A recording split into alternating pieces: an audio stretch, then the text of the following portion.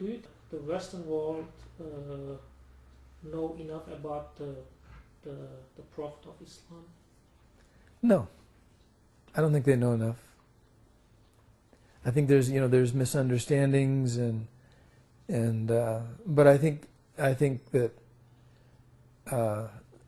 the Western world is learning and trying to learn more and trying to figure out who these people are and who the prophet was, what he really taught, and so I think Westerners are realizing there may be an issue here.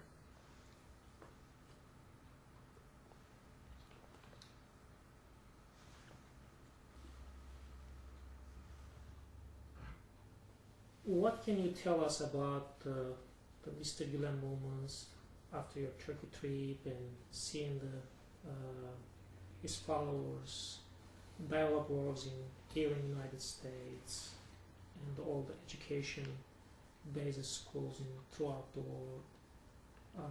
What you can tell us about, if you put them all together, about this movement?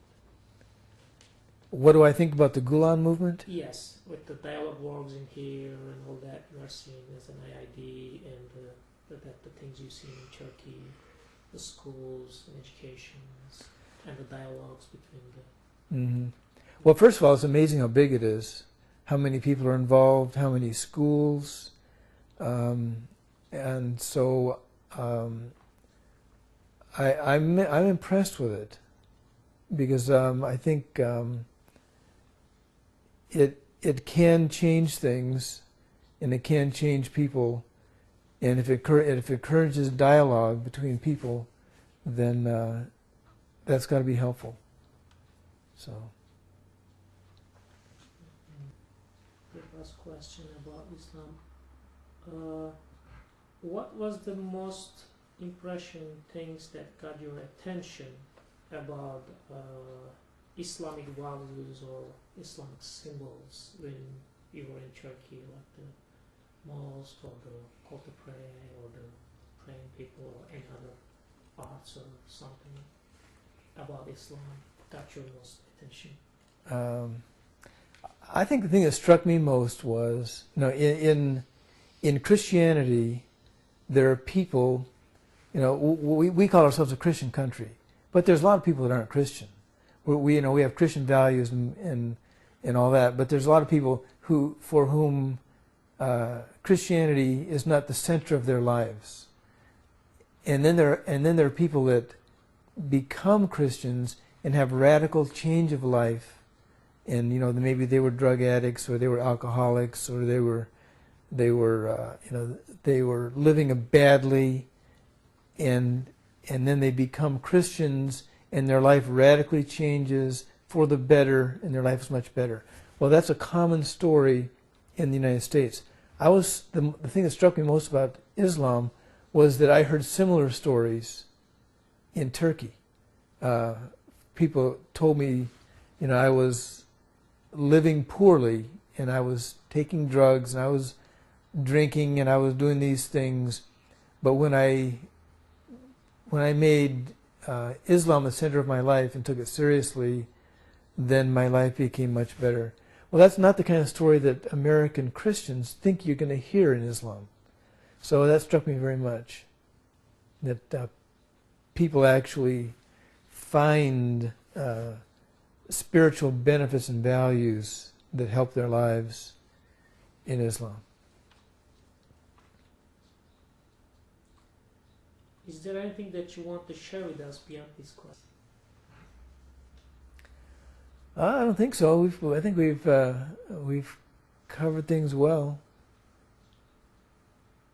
So. If you gave a message to the world or to the people here in America, what would you say to the world or people in here?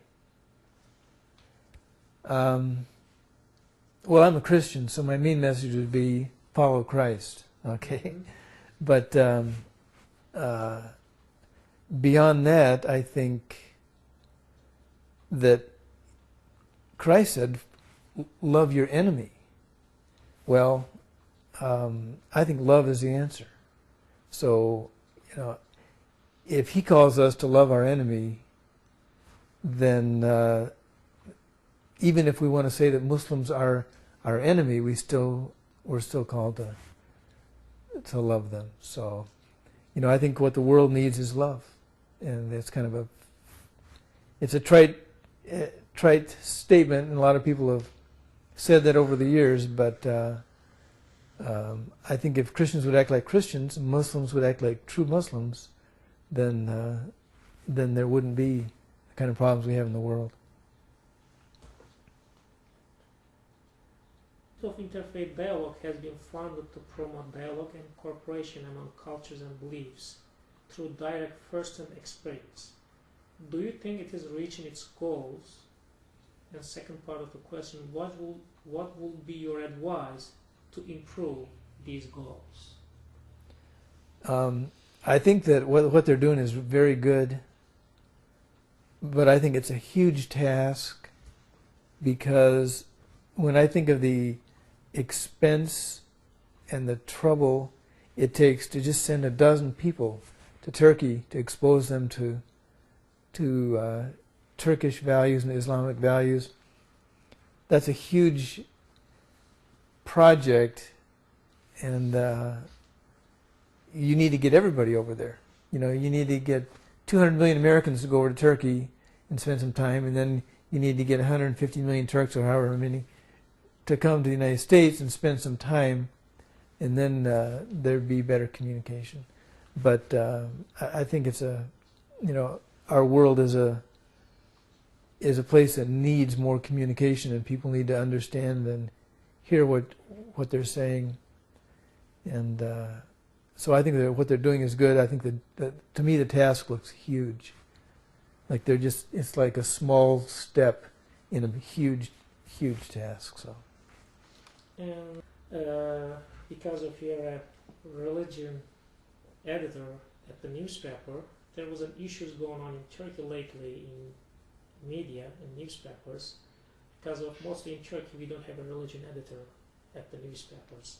So sometimes some news comes up which has a lots of mistakes and wrong about the faith, even our own faith and religion, in Turkish media. This happens in Turkish media? Yeah, in the newspapers. So as a religion editor here in the United States, what do you think, how should be the newspapers' actions when they got the news related with the faith and the religion, how they need to process those and put it on their newspaper? In Turkey we don't have a religion editor, so they don't have anybody who has some knowledge or can access all the religious materials, and sometimes it causes a problem because they put a news which it's lots of mistakes and wrong in the news, or offended some people faith. So as a religion editor in here at the newspaper, what will be your advice or suggestion to the... Well, I think even if they don't have somebody that's called a religion writer or a religion editor, they should find somebody on their staff that's a reporter that's knowledgeable, and if they don't have somebody, they should find somebody and ask them to become more knowledgeable on these subjects, because it's a very broad and difficult subject to understand, and even now, I'm just barely beginning to understand some things, but it's easy to make mistakes. So I'd say they need to get somebody to do that. That would be helpful. And also, just being a good reporter. A good reporter, even if he's not an expert in a field, keeps asking questions